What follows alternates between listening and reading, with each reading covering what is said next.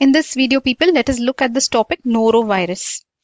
So basically, it is an RNA virus and it causes diarrhea. See, most viruses are RNA only. So remember, it is RNA virus and it causes diarrhea, mostly in children below 5. And you should know that there is outbreaks recently of this norovirus causing vomiting and diarrhea in people. So seafood especially, okay, coming from Mexico, etc. These people in US have been told not to serve or sell certain oysters which are coming from Mexico, etc. Because they are contaminated with what? Norovirus. Very good. So now, what is this norovirus? Let us look at. So we already told you that it is a RNA virus, right? Single-stranded RNA virus, ssRNA, and it causes what? Acute gastroenteritis. That is, what symptoms will be there? Vomiting and diarrhea. So it will cause inflammation of what? Stomach and intestine. Okay. Earlier, I think it was called as NorwalkVirus because of some strain in some place, because of a place named Norwalk. Okay. But now what are we saying? NoroVirus. Okay. So gastrointestinal viral infections can be caused by many viruses, but remember the first on the list is actually norovirus, which we did not interestingly read because I think it is more American or something. So which are the ones that cause gastrointestinal viral infections? Virus which cause vomiting, diarrhea: norovirus, astrovirus, rotavirus, hepatitis A and E virus, and other adenoviruses, etc. Okay. So can you tell me which is the first on the list? Norovirus. But we didn't read that much if you remember in MBBS. Okay, norovirus actually mostly seen in this America, etc. So it is in UK also. They are saying that, I think this is a UK website which would have given. So it causes a lot of this diarrhea outbreaks. And how is it coming? Mostly by food. The virus contaminated food, and from where is the virus entering the food? Via stools, vomit of the infected person. Okay, so you should have very high infection control, and within 1 to 2 days, this other person will get the symptoms. So incubation period is around 1 to 2 days. Okay, are you focusing, people? So if you remember the virus classification taught to us, we have, first of all, what is virus? It is a smallest unicellular organism that are obligate intracellular. They live mostly inside cells, correct? And they will have either DNA or RNA, mostly RNA you can remember. And what is it actually? It is just a nucleic acid surrounded by a protein coat, okay, called a capsid. So inside you have either DNA or RNA, and around it you have protein coat. Okay, this is the structure of virus. So what and all virus you have? DNA virus and RNA virus. Currently we are talking about RNA virus. Example what? Norovirus. Where is norovirus coming? Under RNA virus, under ssRNA. That is, look at this, under RNA virus you have single-stranded RNA virus, right? Under ssRNA you have, here you can see calliciviridae. Under that you have this norovirus which causes gastroenteritis, which has been written here. Okay, calliciviridae. Okay, RNA virus, which type of RNA? A single-stranded RNA. Okay, let's get back to our PPT here. So basically, what does it cause? Vomiting and diarrhea. It is also called as stomach flu.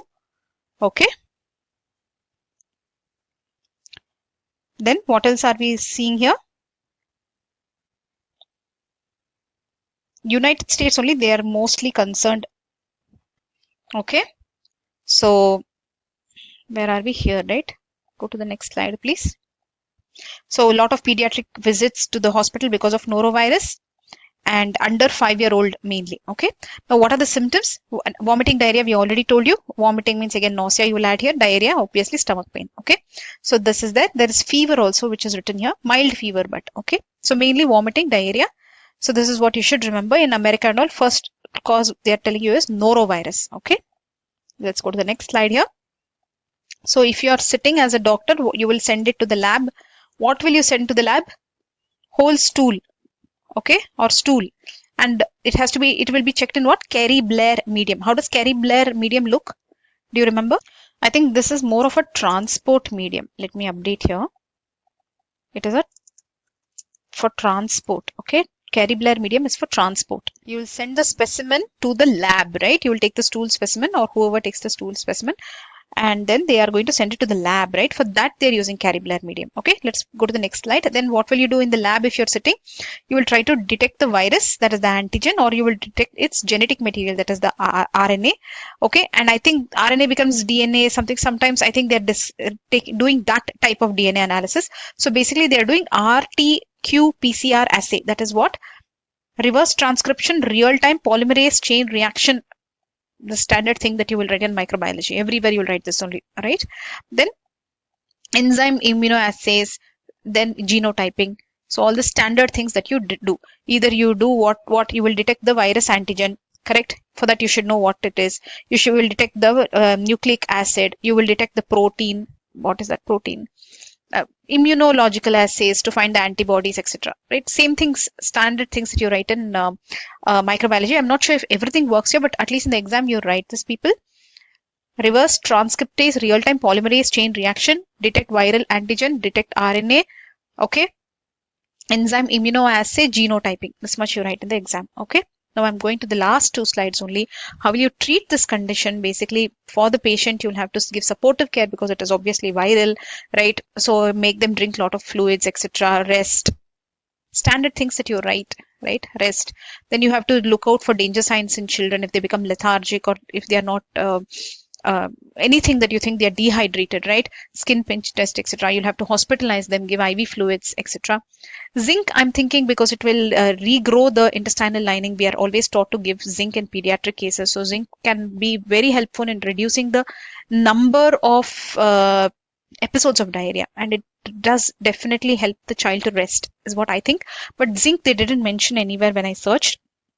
Okay, and then infection control is required because the person is contagious. So basically,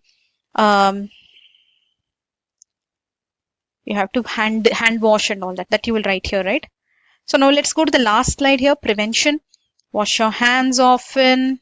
Rinse fruits and vegetables. Whatever you're eating should be clean.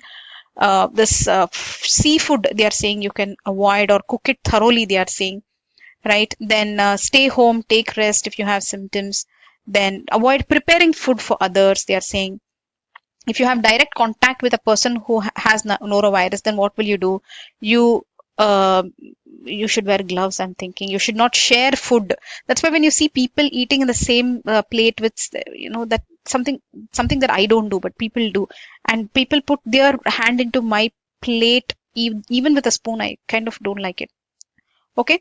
Then look at this, touching surfaces with then eating. So basically avoid all that, same like wash your hands. Okay. So in this video, what have we covered? NoroVirus, because in America there is an outbreak if you see the news. So we thought we'll cover this. This was not covered in MBBS part. Maybe it is not important for the Indian exam, but in the news it is there. So you please learn. Okay. NoroVirus, RNA virus, causes diarrhea mostly in children. Okay.